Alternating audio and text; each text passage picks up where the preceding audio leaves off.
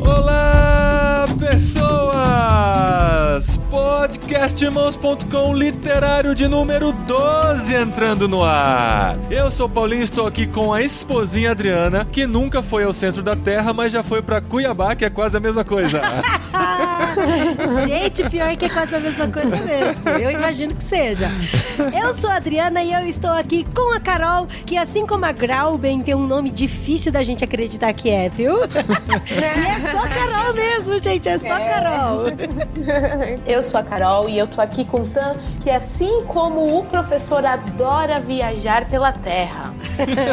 Ah, é? O Paulinho disse que eu sempre tô de férias, né? Eu sou o Dan, estou aqui com o Paulinho, que eu acredito que ele seja mais nerd que o Axel, mas menos nerd que o professor Lidenbrock. Ah, isso é verdade. Ele pode ter a mesma altura do Lidenbrock, né? Lidenbrock. Pois é, gente, chegamos no 12º programa, um ano de podcast literário, considerando que a gente ficou de férias em janeiro. Já são 12 programas, olha 13 só. meses de literário. Vida longa o literário, então, hein, Carol?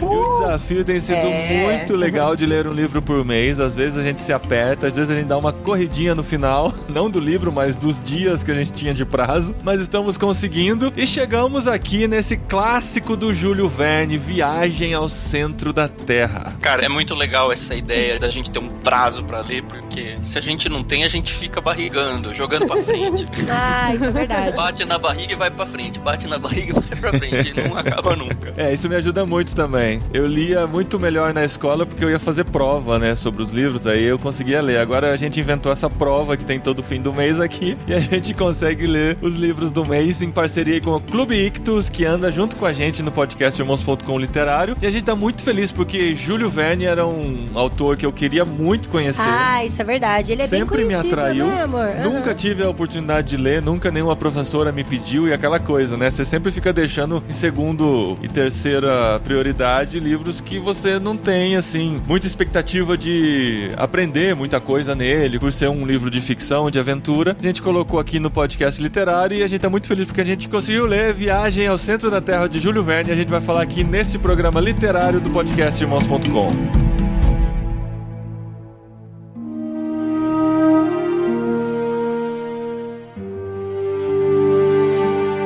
Paulinho, eu só queria confirmar minha tese de que você ficou com vontade de ler Júlio Verne por causa do nome dos filhos do Dr. Emmett Brown. É verdade ou não?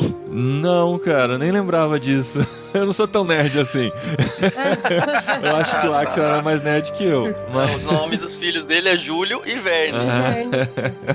Mas sempre me interessou por serem histórias de ficção, os temas, os títulos dos livros sempre me atraíram, né? De imaginar que é uma aventura, ao desconhecido. E é muito isso mesmo, né? A maioria dos livros dele são nessa pegada e para muitos literários, ele é o pai da ficção científica, né? Então essas viagens, essas loucuras. E tem muito a ver com o desconhecimento desses lugares na época, né? Antes das navegações, as histórias eram muito pensadas no que existia além do horizonte e tal. Então, depois que as viagens de caravela começaram e tal, isso já foi um pouquinho entrando em segundo plano e aí outros desconhecidos são explorados, como o centro da Terra, que era algo que existiam teorias, mas ninguém nunca tinha enviado nada pra lá, né? Nenhuma sonda, nada parecido. Assim como foram as viagens espaciais, ao fundo do mar também, que foi por muito tempo desconhecido e tal. E o Júlio Verne tem viagens pra todos esses lugares, né? É verdade. Esse livro é tão conhecido que alguns livros eu tô lendo, né, paralelo ao Viagem ao Centro da Terra, e as pessoas olhavam e, tipo, passava batida. A hora que via que eu tava lendo esse, falava, esse livro é legal, né, já ouvi falar dele, meu sobrinho já leu, eu já li quando criança e tal. É muito conhecido, assim. E o próprio Júlio Verne, ele já escreveu muitas coisas já bem conhecidas, né? Igual o Paulinho falou, da Viagem ao Submarino, Viagem a Outro Planeta. 20 mil léguas submarinas, Volta ao Mundo em 80 Volta dias. ao Mundo em 80 São livros dias. até mais conhecidos do que Viagem ao Centro da Terra, né? Isso é verdade. E é curioso que todo mundo sempre tinha um comentário, assim, relacionado ao livro. O Júlio Verne é um dos escritores mais traduzidos da história, né? Isso é super legal, né? Principalmente A Viagem ao Centro da Terra é talvez o livro mais conhecido dele. Eu mesma conheci o Júlio Verne por esse livro. E aí depois eu descobri que ele fez aquele da viagem, dando a volta ao mundo em tantos dias, Volta ao Mundo em 80 dias. O primeiro que eu conheci foi Volta ao Mundo em 80 dias. Eu também, foi Volta ao Mundo. Tinha um filme de Sessão da Tarde na minha infância que passava, aí eu fui descobrir que era uma obra do Júlio Verne e tal, então foi o primeiro que eu conheci. Mas você falou das traduções, aqui, segundo a Unesco, a obra do Júlio Verne já foi traduzida para 148 línguas. Isso é um negócio, assim, inacreditável, né? De tantas pessoas que tiveram acesso aos seus livros, e ele escreveu mais de 100 livros. A gente conseguiu citar 3 deles aqui, ou 4, ele escreveu mais de 100, eu não sei quantos a gente tem em português. Gente, não tenho essa estatística, mas é muita coisa. Escrever mais de 100 livros, o ano tem 365 dias. E em um ano... Se o cara gastar 20 anos da vida dele escrevendo, então, ele tem que escrever 5 livros por ano. Né? Era isso que eu ia falar. E a gente leva um tempão pra ler um livro dele, né? E só ler, imagina escrever. E sabe o que eu fico imaginando, já que vocês falaram que eu sou nerd? Eu fico imaginando como esses livros eram reproduzidos. Porque você sabe que a gráfica antigamente não era no computador, né? Eles arranjavam letra por letra dentro de uma caixa que montavam as páginas. Eu fico pensando, se a gente leva tanto tempo pra ler um livro, imagina pra escrever letra por letra, escolhendo as letras dentro de uma caixa, colocando em outra, ordenando elas de forma que o livro ficasse pronto, né? Muito louco isso, gente. Imagina errar uma letra. Nossa, verdade. Eu usava corretivo, não é fácil? Corretivo.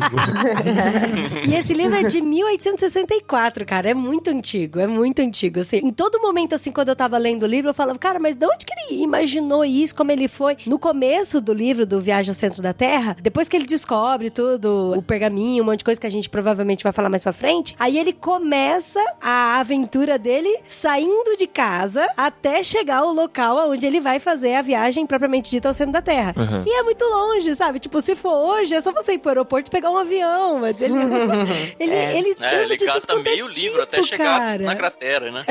Ele gasta meio livro mesmo. Que a gente imagina, né, que Viagem ao Centro da Terra, no primeiro capítulo ele já sai pra aventura, igual o Hobbit, né? Ele já sai pra aventura e já tá a caminho do centro da Terra. Ele tá a caminho, mas acontece muita coisa antes. Quando o Tan falou pra gente que ele tava no meio do livro e finalmente eles estavam entrando rumo ao centro da Terra, eu falei, caramba, até o meio do livro eles não entraram ainda, e é isso mesmo. Mas a aventura faz parte, né? A aventura já é desde o primeiro capítulo, quando a descoberta começa a acontecer. Lembra que o Júlio Verne, ele era advogado, né? E como um bom advogado, ele gosta de encher uma linguiça. Isso é verdade, ele quer contextualizar bastante.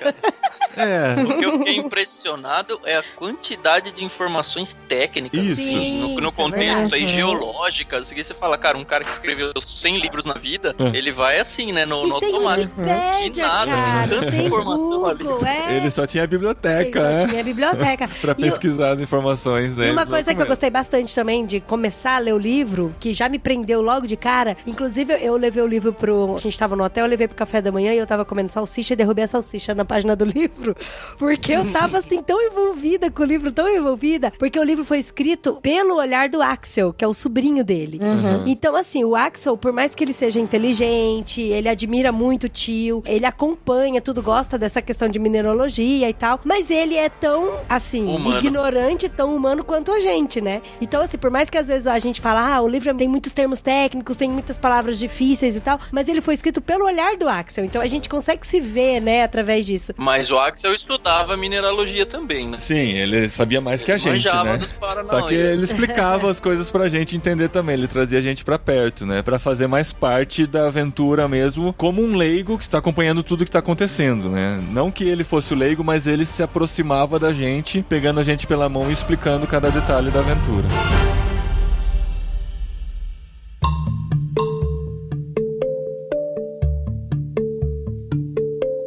Só pra contextualizar, então, o Julius Gabriel Verne nasceu na França, em Nantes. Rules, não? Rules? Ah, não, é francês, né? Julius, E a viagem ao centro da Terra é Voyage ao centro da Terra.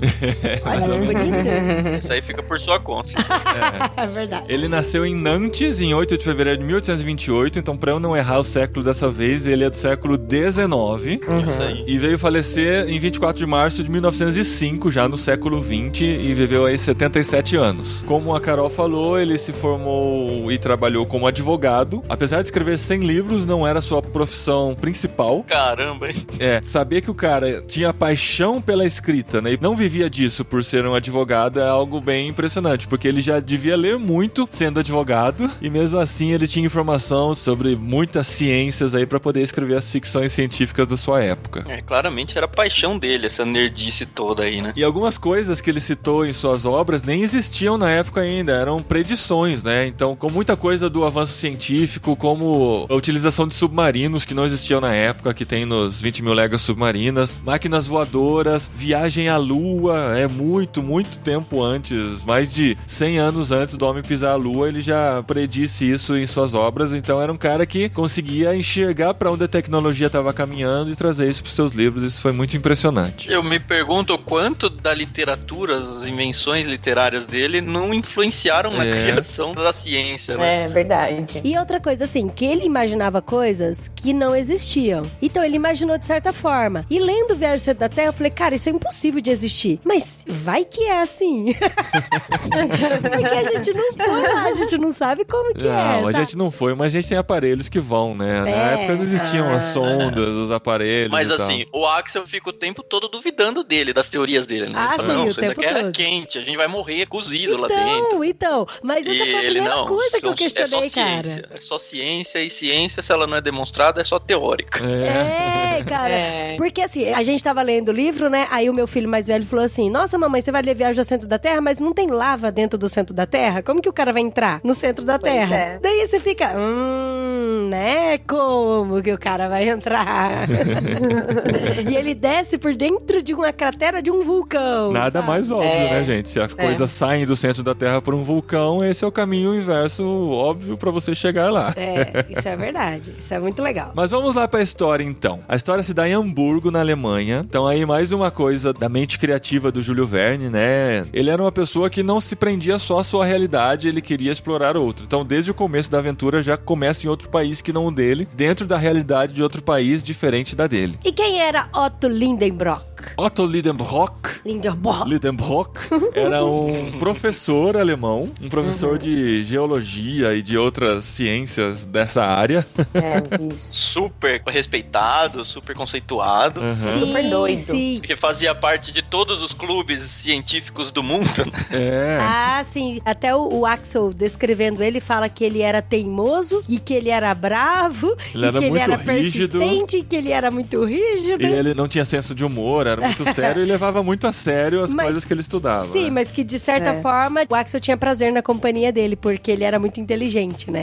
Mas ao mesmo tempo, o Axel, ele se cansava daquela rotina. Tanto tem uma hora que ele até fala, putz, se ele não comer, ninguém vai comer, então deixa eu comer logo aqui, porque ele já me garantiu. Porque eu conheço o homem, eu sei que ele não bate bem das ideias. Se ele implicar comigo, eu não vou... Então eu achei isso muito bacana. E ao mesmo tempo também, a empregada da casa, a Marta, não sei, ela sabe que ele é muito sistemático. Então a gente vai conhecendo o professor, vai conhecendo a personalidade dele através do que as pessoas vão dizendo, né? Sim. O primeiro capítulo é muito interessante, que se você olhar o que acontece no primeiro capítulo, basicamente caberia em 2 parágrafos. Mas ele conta de um jeito tão criativo sobre a personalidade de todo mundo que está envolvido e vai contando histórias e vai dando o background que todo o livro vai precisar daqui pra diante, que fica um capítulo muito interessante, mas que no fim você vê que não aconteceu nada. Então, mas sabe o que eu acho legal? Porque o primeiro capítulo é tão bem narrado, os dois primeiros, na verdade, o primeiro e o segundo, tão bem narrado, que daí qualquer atitude mais pra frente que o Otto Lindenbrock fosse ter, ou o Axel fosse ter, já era esperado, porque aquilo era inerente da personalidade deles. Já foi deles, construído, né? O personagem, né? No RPG é a ficha do personagem, né? A ficha do personagem foi dada nos primeiros capítulos. Não, e é interessante que o Axel fala assim, né? Que o tio, ele era super respeitado e tal, tanto que ele não tinha uma casa tão simples, né? Ele não era rico, mas também não era pobre. Então, ele tinha, assim, o seu certo prestígio já. Ele já era conhecido, né? Como professor de geologia. E a gente tá falando aqui da ficha dos personagens, é bom a gente apresentar aqui também já os personagens. Os personagens principais são o professor, o Otto Lidenbrock, e o Axel, ele é sobrinho do Otto. Em algum momento no livro... Ele, né? Isso, então, em algum momento do livro, eu não lembro se chegou a contar mais alguma coisa, mas o Axel fala que ele não tem pais, né? E aí ele mora junto com o tio. Ele é... Putz, esqueci o nome. Órfão. Isso. E na casa mora o tio, o sobrinho e a empregada, a Marta. E aí, um pouco mais pra frente, ele vai falar da Grauben. Isso é uma crítica que eu tenho, assim, gente, pessoal, com relação ao livro. Pra mim, eu achei que a Grauben, ela foi muito mal apresentada. Foi muito confuso como que ela apareceu no livro, gente, sabe? 1800 e pouco. Você quer que tenha a valorização da mulher? Tanto que, hoje, no filme, tem uma menina no meio da história, né? Pelo que eu vi no cartaz. Nossa, nada a ver o filme, né, mano? Eu não assisti o filme, mas a necessidade hoje é que tenha um olhar feminino de todas as histórias e tal. Isso é bem interessante, mas na época, cara, foram 3 homens e as 2 mulheres são totalmente coadjuvantes. Não, mas o que eu achei confuso... A função dela é ser o crush do Axel. Isso! Mas assim, pra mim, eu não entendi qual que era o relacionamento dele com ela, sabe? Ela é filha do Lidenbrock? Ela é afilhada. A afilhada do Lidenbrock, e aí ele namora ela escondida, eles estão meio que noivos. E é legal que quando ele fala que, eu gosto dela, meio que sem querer, tentando dar um exemplo de um jeito de solucionar o pergaminho que eles acharam lá, e ele descobre, então você gosta dela? Tá bom, vamos seguir aqui no pergaminho. Então, não dá nem bola, né? Aí não faz muito sentido isso, sabe? Gente, tem que saber a época que isso foi escrito. Isso é verdade. E tem que saber que não foi escrito pela Jane Austen, né? Senão seria... Não, porque senão era a Grauman que teria ido ao centro da Terra. Exatamente, sozinha. Sozinha, é verdade. Sem ajuda de ninguém. Ia encontrar o Mr. Darcy lá, né? Ricaço. E aí o Mr. Darcy ia comprar o vulcão pra ela. Olha que maldade aí. Mas muito bem, ele está lá, o professor chega todo animado pra mostrar um livro que ele tinha adquirido, e era um livro original, manuscrito e tal, e que tinha muito valor. Lá, não era? Gente, eu demorei tanto pra falar, pra mim parecia o nome de uma múmia, sabe? Anaxunamun, assim, sabe? Arne Saknussemm. Gente, tem umas palavras bem difíceis no livro, né? Nome. É alemão. Pode ser João. Não, mas tem poucos nomes, isso não é problema. O problema é quando ele começa a descrever as pedras e os rochedos e os materiais. Aí a gente vai passando, né? Tipo, quando tá lendo a Bíblia na parte da divisão das tribos. Passando rapidinho, dos côvados do tabernáculo, né? Eu sei bem como que é. E deste livro histórico, não sei de quantos anos, que estava guardado lá, que era a versão original, não era nem tradução, nem ele nada. Deve ter comprado num sebo, foi pra casa. Tava todo feliz. Aí ele abre o livro e no meio do livro tinha um manuscrito. Um pergaminho todo amarelado, sujo, fedido, com letras rúnicas. O fedido não estava descrito. Mas livro antigo. Mas é interessante como essas coisas surgem assim, do inesperado, né? Dentro de uma rotina comum surge o inesperado que transforma a vida das pessoas, né? E é interessante que hoje a gente vendo alguns filmes que lembra isso, sabe? Tipo a Lenda do Tesouro Perdido e todos os Indiana Jones, você vê que parece que bebeu um pouco da fonte do Júlio Verne, né?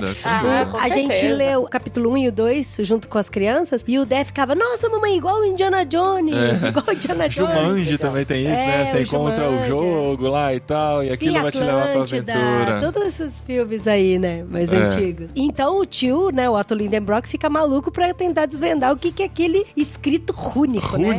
E são as mesmas runas do Senhor dos Anéis, isso é muito louco. Isso é louco, gente. E como que a mitologia nórdica. Não, eu sei, mas como que o professor Otto bateu o olho naquilo e falou, isso é mitologia nórdica? Porque ele já tinha lido o Senhor dos Anéis, vamos traduzir, sabe? Quem leu quem aí, né? Não, ô louco, o Júlio Verne é muito anterior ao Tolkien.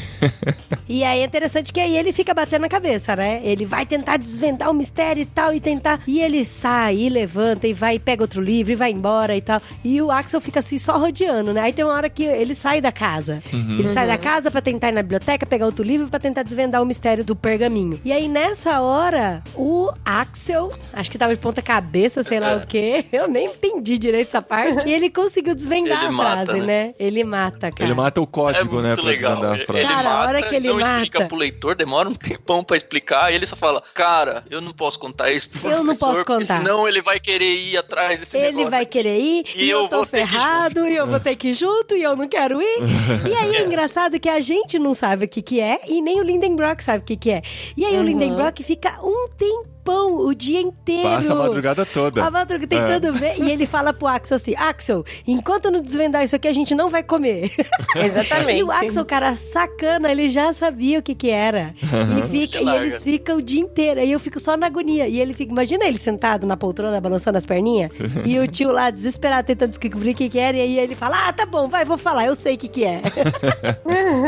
Bom, aí eles descobrem que tem um pergaminho, que o tal do Saknussemm lá tinha viajado ao centro da Terra, e no pergaminho tinha explicado onde era a entrada pro centro da Terra, que era um lugar mó longe, e aí tinha várias crateras, e era a cratera aonde a sombra batia. A sombra de junho, eu não lembro. Final de junho. Tinha a época certa do ano que a sombra de não sei o que ia indicar qual que era a entrada certa. Cara, e isso tem muito igualzinho Indiana Jones e a busca da Arca Perdida lá. Muito. É tudo ser nova, né? E então.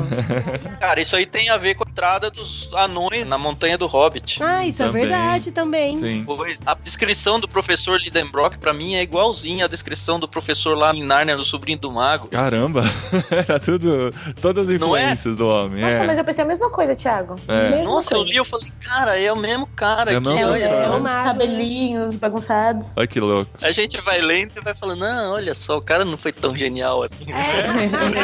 O Júlio Verne juntou todas essas histórias numa só, né? Sacanagem. Ele veio antes. Aí, assim, eles descobrem que esse vulcão fica lá na Islândia. Na Islândia, por que não, né? Por que não, num continente congelado. E o mais legal de tudo é que eu fiz uma coisa de nerd. Eu fui lendo, comparando no Google Fotos as imagens do local. Eu também procurei isso, amor. Porque esse vulcão realmente existe na Islândia. Cara, vocês sabiam disso? É muito legal. Cara, mas com a quantidade de informação que o Verne coloca no livro, eu duvidaria que não existia mesmo, né? É muito detalhe pra ser tudo invenção. Não, o resto é tudo invenção, né, gente? Depois que ele entra, não existe. Não, tudo bem, mas não, assim, mas antes, a geografia que ele descreve até a entrada é muito detalhada, a quantidade de pedras, vulcões, de rios, de tudo. Não, e não só isso, mas todo o trecho da caminhada, porque quando eu procurei no Google, eu vi que é muito longe, né, de Hamburgo até lá. E aí tem todo... Hamburgo fica no continente, Islândia é uma ilha. Então, mas todo trecho bem que ele distante, faz... inclusive, quase na Groenlândia. Todo trecho que ele faz, assim, do tipo, de pegar o trem e andar pelo trem, e aí parar na estação, aí esperar o outro, aí pegar uma outra embarcação, aí quando ele chega na beira pra pegar o navio pra ir pra ilha, essa parte eu acho bem confusa também. Tem uma hora que a gente dá uma abstraída, né? Você não fica tentando entender todos os detalhes que tá acontecendo. Você fala, não, daqui a pouco ele vai chegar, Gente, é porque teve uma parte lá quando ele entra, eu não entendi nem direito que embarcação que era aquela, que ele ficou todo enjoado e tal. Porque daí tinha uma pressão muito grande, aí ele falava, não, vamos tentar de novo, porque ele tá passando mal e agora vamos tentar de novo. Daí eu fiquei, essa é a linguicinha. Eu não entendi nada dessa parte. São aqueles episódios da série que coloca só pra dar 20 episódios, sabe?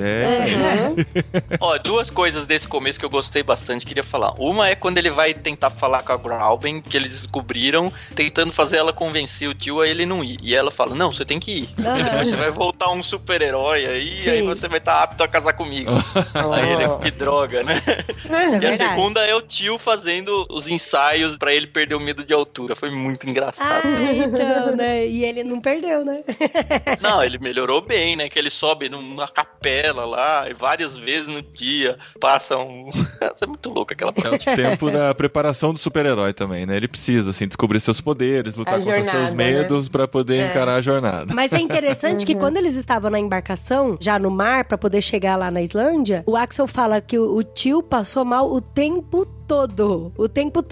Mas mesmo assim, ele estava ansioso e ele estava mirando no alvo final, que era chegar lá na entrada da cratera. E aí, quando eles desembarcam na Islândia, você acha, tipo, que eles logo já vão chegar na cratera.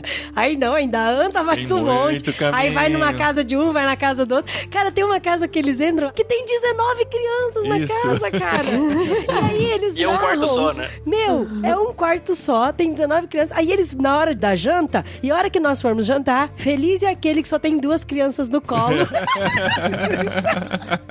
Eu fiquei como assim, gente? É muito engraçado. Não, o texto tem vários alívios cômicos muito bons, cara. O livro todo. A hora que ele chega na Islândia, a gente vai conhecer o próximo personagem principal do livro, que daí ele se junta à galera e vai até o final, que é o Hans Bejalke. Nossa, não dá nem pra falar sobre o nome dele direito, mas é o Hans.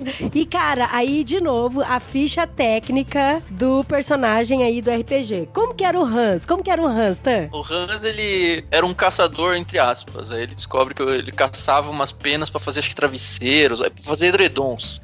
Só que a caça não era uma caça. Ele esperava o pássaro montar um ninho, aí ele pegava o ninho, aí o pássaro montava outro, ele ia lá, pegava outro. Era um caçador... E o pássaro pássaro construía com as próprias penas, né? Então quando ele chegava no fim das penas, que eram umas penas mó ruim, aí ele não tirava mais porque a pena era ruim pro edredom. Então esse era o grande caçador. Era um caçador que não se movia. Ele economizava todas as energias, então pra qualquer coisa ele fazia em velocidade mega lenta, assim. Alguém ia apertar a mão dele, era aquele cara que dava mão mole. E interessante que assim, eu imaginei ele um cara muito grande, muito branco, quase vermelho, forte pra caramba e sem expressão nenhuma. Porque ele economizava tanta energia que ele não tinha nem rugas, né? Ele não sorria, não ficava triste, ele não falava. No máximo, ele dava uma resmungada, né? As respostas dele eram uma palavra só, né? Era. E é muito legal que ao longo da história eles passam vários aperreios, assim, várias horas de medo, coloca a vida em risco. E ele tá sempre na mesma serenidade. Então, e aí o Axel narrando. Aqui, tudo bem? Ele falou, pelo amor de Deus, fala. O Axel narrando, e aí acontecia isso, aquilo e tal. O tio todo preocupado e papapá. E o Hans lá. Pleno. Cara, muito bom esse personagem também. Não sei se é possível alguém ser assim, mas... Mas toda a participação dele era bem cirúrgica, assim, né? Ele chegava, resolvia a situação e continuava como se nada tivesse acontecido. Muito paradão. Mas graças a ele, eles ficaram vivos, né? Porque teve várias situações em que o Axel quase morreu e foi ele que foi e salvou ele. Várias, até no final do livro foi o Hans que salvou todo mundo. Será que eles ficaram vivos, gente? Calma, não. Não. Mas se é o Axel que escreveu o livro? Às vezes encontraram o diário dele. É verdade.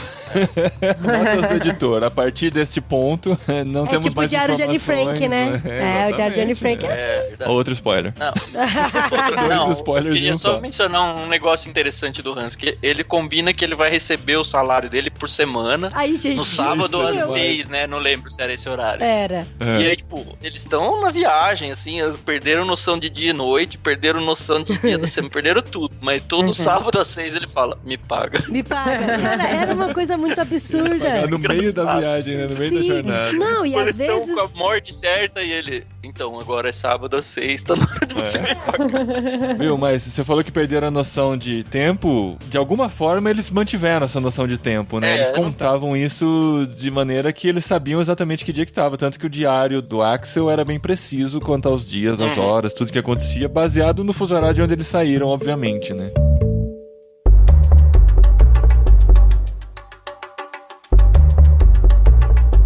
Mas ó, a gente não vai contar muito da aventura dentro do vulcão, que é onde acontece, que é a última metade do livro. Que inclusive eu fui orientada pelo Tan a não assistir o filme tosco que tem por aí, porque por mais que o filme não tenha nada a ver com o livro, mas dá um baita do spoiler do livro, né, Tan? Das coisas que são encontradas nesse caminho, nessa jornada, né? Sim, então se você chegou até aqui ouvindo nosso podcast e tá com vontade de ler o livro, não veja o filme. Vai estragar várias surpresas. Sim. Vai ter, assim, 80% do filme não tem no livro, mas esses 20% que tem estraga a graça da história. E sem dúvida nenhuma, depois que eles começam, de fato, entrar pelo vulcão e rumo ao centro da Terra, é nessa parte que o livro fica mais interessante e prende você de maneira que você quer ler o próximo capítulo mesmo. De qualquer jeito. Ele termina todo o capítulo com o que nas séries a gente chama de cliffhanger, né? Que também vem dos livros, obviamente, isso. Que é aquela necessidade de você ler pelo menos o primeiro parágrafo do próximo capítulo pra saber o que aconteceu, porque você termina agoniado, né? Gente, eu falo pra vocês, eu curti demais o livro. Teve uma vez que eu dormi, peguei no sono lendo ele, né? Dormi gostoso, coloquei o livro do lado, dormi, o Paulinho tava lendo ainda. Daí depois eu acordei, o Paulinho tava dormindo, eu peguei a luz do celular, abri mais um pouquinho o livro, li mais um pouquinho. Aí eu olhei no relógio, era 3:30 da manhã, eu falei, não, gente, vai dormir, deixa, amanhã você lê. Porque é muito legal. E foi bem numa hora assim, tipo, que tava na escuridão e aconteceu um monte de coisa. E vocês já sabem do que eu tô falando. Aí eu, ai meu Deus, o que vai acontecer agora, sabe? Nessa parte que a Adri tá falando, que acontece um pequeno desespero, né? Foi a parte do livro que eu fiquei com a mão suada, sério mesmo. Consegui me prender de um jeito que eu falei, caramba, e agora, né? Já era. Aí você olha assim, não, tem muito livro pela frente ainda, não é o fim. Tem esperança, dá pra acontecer alguma coisa ainda e tal, né? Eu acho tão legal quando o livro faz isso com a gente, né? Ele te coloca lá dentro, né, Carol? Você vai se agoniando junto, você vai morrendo com os personagens junto, é muito louco.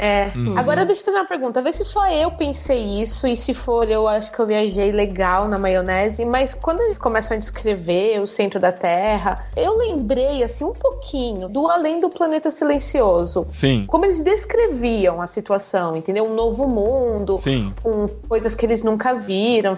Eu não me lembrei, mas tem a ver, sim. Eu tive essa referência na hora porque eu tive a mesma dificuldade de imaginar as coisas que não existem, né? A mesma dificuldade que eu tive ao ler o livro do C.S. Lewis, né? Porque são pelo menos coisas que eu nunca vi, né? Então o C.S. Lewis descrevia aquele novo universo de uma maneira que eu não conseguia imaginar direito porque eu nunca tinha visto aquele tipo de coisa. E a mesma coisa acontece nas descrições do ambiente no caminho do centro da Terra. Pra mim foi bem difícil imaginar o que tinha lá no centro, porque eu imaginava que assim, que conforme eles iam descendo, ia funilando mais lá embaixo. Aí depois ele vai descrevendo, falando que vai abrindo, e que tem túneis e mais túneis e mais túneis, e cavernas. Aí a hora que chega lá embaixo, o negócio é enorme, sabe? Enorme. Tem um espaço gigante que você anda. Então, mas e quando eles você passam, não tipo, sabe... meses dentro lá, sabe? É muito bizarro isso. Mas que pra mim não tive essa dificuldade. Pra mim, não necessariamente a funila, porque é um mundo desconhecido até então. Então pode ter o que for. Tem espaço pra caramba no centro da Terra, né? Convenhamos.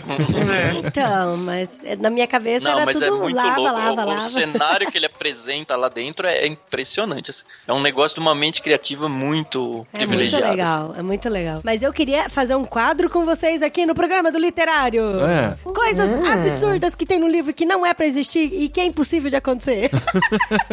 Porque, gente, eu tava lendo. Tava lendo, aí tinha hora que eu parava e falava, cara, isso é impossível, isso não rola. Eu sei que é ficção, o cara tá imaginando e tal, mas assim, tudo ele descreveu, é tudo perfeitamente assim, possível de acontecer até a entrada deles. Sim, porque tudo antes disso são universos conhecidos por todos, certo? Então, mas aí tem uma hora que eles estão dentro da caverna, descendo, e é interessante que eles estão descendo, eles estão levando comida, estão levando equipamento, estão levando instrumentos. Aí o Axel fala assim, agora chegou a nossa hora do jantar e do descanso. Aí eu fico imaginando que eles estão fazendo rapel, sabe? Como que eles vão dormir e comer e jantar e montar uma cabana. Não estão fazendo rapel. Não é rapel. Então, aí não depois que ele fala. Aí eles estão andando.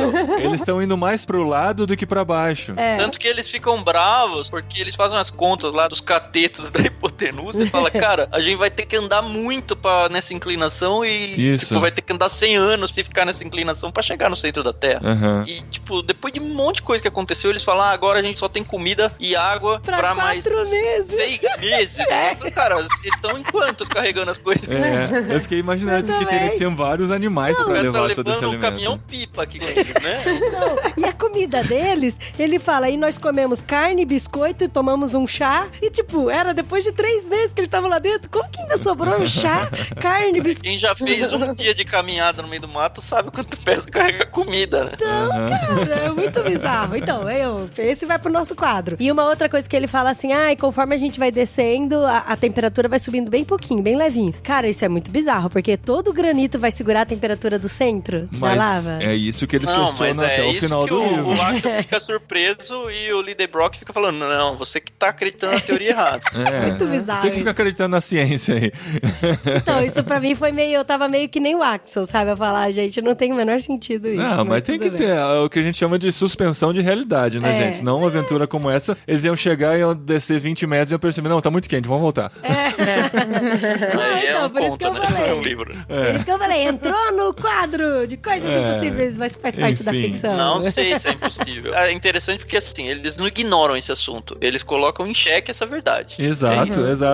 Isso é legal também. Inclusive, o livro todo, ele fala como se fosse tudo verdade. Porque no final, o Axel fala, e essa história foi traduzida para mais de 100 línguas que não sei o que tem. Para todas as línguas, né? E foi mesmo, para né? todas... Como o Paulinho colocou na introdução. Foi mais de 148 línguas, de acordo com o Unesco. Então, eu falei, será que tem tudo isso aí no centro da Terra, gente?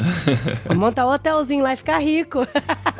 Saindo nessa onda da Dri, então quando o Hans ele coloca a pólvora lá que ele explode, teve um terremoto na Terra? Não olha dá pra só, saber, né? Provavelmente. Então. Verdade.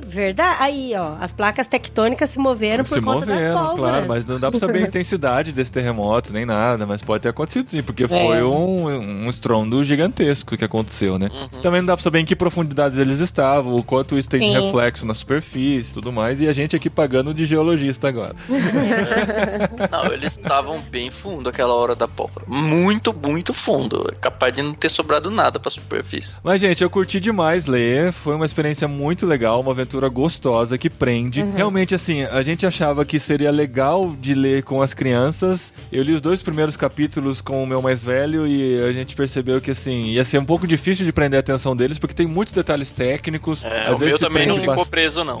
Não rolou. Acho que tem que ser um pouco maior, acho que a partir de uns 12, 14. Ah, eu acho que até mais de 14, viu? Depende, né? Depende do 14 que você tem de referência. O que eu senti muito do Lucas é que ele se desinteressou pelo livro porque tinha muita palavra que ele não sabia o significado. Exato. E aí ele ficava meio perdido na história. Então, eu ficava tentando traduzir algumas palavras, mas eu falei, não, vai ser muito cansativo. Ele vai querer me acompanhar porque ele é persistente e ele gosta, mas não vai ser prazeroso pra ele, entendeu? Daí eu dispensei ele e falei, não, filho, depois a gente... Se a gente não tivesse dispensado, ele teria pedido pra ler todos os dias. Não, ele pediu no dia seguinte. Eu falei, não, filho, ó, acho que não vai dar tempo da gente ler junto, porque se fosse explicar cada palavra é difícil e tal. E eu li depois mais uns 4 capítulos com ele em Campo Grande, lembra? E aí ele ficava, mamãe, mas ele ainda não entrou.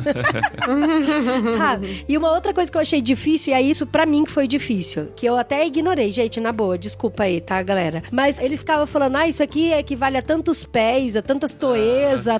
Cara, eu não conseguia, eu não consegui medir também as coisas. Então, aí isso me atrapalha, eu gosto de ter essa noção espacial. Eu também gosto, mas aí você não decora, por que sabe? Eles a tradução não coloca lá no começo assim, fala, essa tradução nós convertemos tudo para o sistema métrico para ficar mais fácil de imaginar. No original são toezas e polegadas e não sei o que tem, E pés, né? Tantos pés, tantas toezas. Aí eu ia aceitar de boa, sabe? Mesmo que fosse quebrado, 2 metros e 27 centímetros, mas pelo menos eu teria uma noção do que era, né? E não... Isso me atrapalhou um pouquinho mesmo, tem razão. É muito bom, gente. Valeu a experiência de, em julho, lermos Júlio Verne. Foi muito bom. Valeu. Eu curti pra caramba. O Carol curtiu pra caramba, hein? Vou dizer, gente, foi complicado pra mim, assim. Carol, responda rápido. Júlio Verne ou a... Jane Austen. Jane Austen. Ai, gente, Jane Austen. Livro de menina ou livro de menino? Eu sou menina e eu gostei de ler Júlio Verne. Porque você gosta de livro de menino? Eu gostei. Então, é porque eu gosto de aventura, assim, essas coisas. Cara, o final é muito legal. Dá uma raiva de gravar podcast sem spoiler, porque não dá pra contar o final. Porque é muito legal. E é legal quando o Axel descobre onde eles estão. Ele fala, meu Deus, como isso pode ser uma coisa boa? Aí o professor falou, porque essa é a única forma que dava pra ser. E eles até citam Deus, né, em algum momento. 2 vezes eles citam Deus. Tem uma cosmovisão em que Deus faz parte. Eles oram uma hora. Na hora do desespero, o Axel ora desesperadamente. Aí quando a coisa melhora, ele meio que reconhece que foi Deus que salvou ele. Deus é citado algumas vezes, eu reparei isso também. Muito interessante. Mas é isso, gente. Passamos por Júlio Verne, matamos a curiosidade. Ninguém tinha lido ainda, né, Júlio Verne? Eu tinha lido quando era adolescente, vi o filme, aí lendo de novo eu percebi que várias coisas que eu achava no livro tava no filme, na verdade.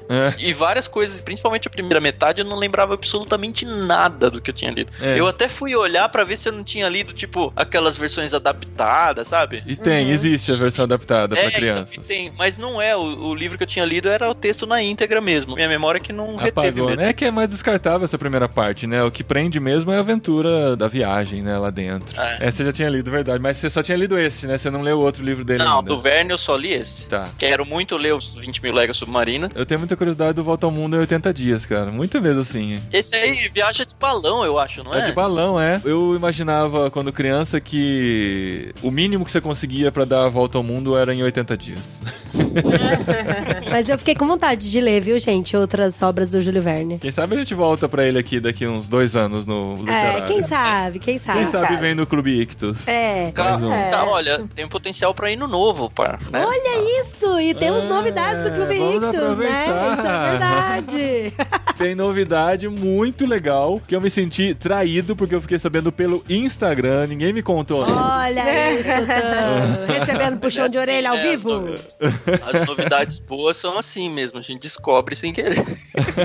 O que nós temos a partir do mês que vem no Clube Ictus? Na verdade, a partir desse mês já, né? Certo. O Clube Ictus, a gente sentiu a necessidade de avançar um pouco mais o terreno. Então, assim, há muito tempo que a gente já vem conversando, pesquisando e conversando com outras editoras e tudo, sobre a ideia de fazer um clube infantil, infanto-juvenil. E aí eu e a Carol, depois de muito incentivo e desincentivo também, né, Carol? A gente resolveu arriscar. Então, a partir de agora, de agosto, 1º de agosto de 2019, não sei quando você está ouvindo esse podcast, já tem disponível no site do Ictus mais 4 planos de assinatura que vão atender dos 3 anos de idade até os 17 anos. Olha que legal! Isso, Brasil! Caramba! Meu, gente, Clubinho Ictus, olha que bonitinho! Eu tô orgulhosa de vocês, viu, gente? Tenho muitas indicações pra fazer pra vocês, que eu tenho uns livros bem legais aqui. Porque assim, não vão ser os mesmos livros que vêm no Clube Ictus regular, né? São livros para faixas etárias de acordo com o interesse de cada um. Isso, a gente vai ter 4 faixas etárias. O primeiro plano vai ser plano peixinho, ele é de 3 a 6 anos. É a idade indicada, tá, sua pessoal? É bem importante a gente dizer isso, porque não é a gente que vai ditar a regra de que você fez 7 anos, muda de plano. Porque cada criança, cada adolescente tem o seu ritmo de leitura, então a gente indica essa idade com base no estilo de livro que a gente vai colocar no kit, mas você fica à vontade para escolher qual você quer, o momento de mudar, se eu quero voltar para trás, não tem problema nenhum. Então o primeiro é o plano peixinho de 3 a 6 anos. Depois a gente vem com o plano tartaruga, que é de 7 a 10 anos. Depois vem o plano golfinho de 11 a 14. E vai encerrar o tubarão, plano tubarão, que vai ser dos 15 aos 17 anos. Olha que legal. Olha que legal. Caramba, gente, eu tô ansiosa já, viu? Também estamos. E eu quero mandar uma lista de livros pra vocês, que eu já li com as crianças e que eu amo e que eu acho que vale a pena ter. Não, melhor kits. Não, André, senão a gente vai receber repetido. Mas é pra... porque é pra eles mandarem pras outras pessoas, porque eu gostei tanto que meus filhos leram. Aí a gente manda de outros planos pra vocês. Vocês têm crianças em outras cidades agora. E depois a gente faz um literário com as crianças, olha aí que legal. Assim, tem uma coisa que é importante a gente falar. O primeiro kit vai ser entregue em outubro, e a gente tá lançando de propósito no mês das crianças pra incentivar os pais, os tios, os avós a trocarem o presente do Dia das Crianças por uma assinatura do Clubinho Ictus. E mais do que isso ainda, a gente tá lançando os planos agora em agosto, mas num esquema meio de pré-venda. Então, se você assinar, isso significa você pagar o seu plano, a sua assinatura, agora em agosto, você vai ter 50% de desconto na primeira mensalidade. Legal, cara. Só que você só vai receber o seu kit em outubro. Isso. Então, como você pagou em agosto, você não paga em setembro, você só vai continuar pagando a partir de outubro. Legal. E, gente, olha, fica a dica aí. A gente tem até um vídeo no YouTube falando sobre criar hábitos de leitura. Nós somos apaixonados por livros. Nossos filhos leem. Gente, é tão bonitinho. A gente tá em shopping, eles vêm uma livraria e... Gente, que dó, né? Que as livrarias estão acabando no shopping. Estão tudo fechando. E eles vão correndo, eles sentam lá. É engraçado, a gente tava em Campo Grande, Mato Grosso do Sul, aí foi meus 2 filhos e meu sobrinho. Meu sobrinho foi correndo pra área de jogos de Xbox e tal, e os nossos filhos foram correndo pra área de infantil de livros. É muito Cada um pegou um livro, sentou no puff e ficou lendo. E aí o meu sobrinho ficava, venha ver o jogo novo do Xbox que saiu e tal. E eles, não, a gente quer ler agora. Eu, ai, meu Deus, que delícia. Você sabe por que essas livrarias de shopping estão fechando, né? Quem é culpado? É o Ictus. É você. É você que vai na livraria, deixa seus filhos lerem de graça e depois compra na Amazon. Eu nem compro na Amazon. Ele já leu lá, né? Já leu lá. Não, mas assim, a nossa ideia principal é justamente essa, é criar laços familiares. Pra quem ainda é pré-leitor, 3 a 6, ou tá começando a ler, a gente entende a importância de um pai, uma mãe, um avô, uma avó sentarem com as crianças e ler, e virar as páginas, e deixar eles pegarem o livro, e criar esse gosto pela imaginação, sabe? Hoje em dia tá cada vez mais distante essa realidade, as crianças com tablets, com celular desde muito cedo. Essa é a nossa ideia. Muito bom, gente, muito bom. A gente precisa anunciar qual o livro do próximo mês, que a gente vai ler agora em agosto. Qual? E assim, a gente tava decidindo qual era o livro quando chegou o Clube Ictus deste mês. Ah, meu, vocês matam a gente do coração, sério. E chegou mais um dos livros que estão entre os 100 livros que todo cristão deve ler. Sim. Tá vendo? A gente tá matando o projeto de vocês. Isso é verdade. Estamos soltando todos aí, que é mais um clássico lá do século XVI, da época da Reforma, John Foxe e o Livro dos Mártires. Cara, o Livro dos Mártires. Olha, nossa, quando eu fiquei sabendo da existência desse livro, eu falei, gente, eu preciso ler esse livro um dia, eu preciso. Pra saber como que foi a história por trás desses caras que aconteceu, que eles viraram mártir, o que eles fizeram, porque assim, tipo, eles foram odiados na época e o que aconteceu que eles eram odiados. E, enfim, eu tô ansiosa pra ler. A gente vai ver a biografia de várias pessoas num livro só, a gente curte muito biografia, então vai ser muito legal ler agora no mês de agosto o Livro dos Mártires, que veio no Clube Ictus agora de julho. E se você não recebe o Clube Ictus, não tem Viagem ao Centro da Terra e nem o Livro dos Mártires e quer ajudar a gente, você pode clicar no link que tem aqui no post e comprar direto na Amazon, que a gente ganha uma comissãozinha aí, tá bom? Então se você se interessou em todos os posts, na verdade, tem de todos os programas, desde o primeiro lá, você clica, vai direto pra Amazon e dá a comissãozinha pra gente de irmãos.com também, e você participa com a gente do nosso ministério. Beleza, gente? Tá certo? Vamos encarar os mártires? Beleza. Bora, vamos chorar um pouco em cima dos livros agora. Quero ver a gente concentrar num programa só tantas histórias. Cara, esse vai ser o desafio. Esse aí não vai ter muito spoiler, né? Porque todo mundo morre, né? Isso é verdade. Clube Ictus me dá muitas emoções. Já passei raiva com a Jane Austen, já ri com o Júlio Verne, agora eu vou chorar com o John Foxe. Tô brincando, Carol.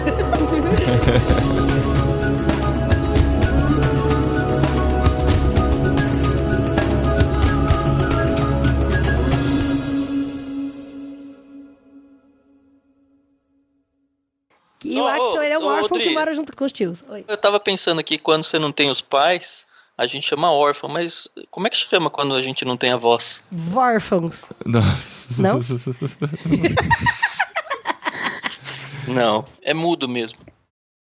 Ai, nossa, tanto céu. Gente, tá que piada de tio. O Paulinho não entendeu ainda. Agora ele entendeu. Nossa. Chama quando você não tem a voz, Carol. Mudo. Nossa, nossa. Segue. Segue. Vamos ver o que vai ser esse negócio aí.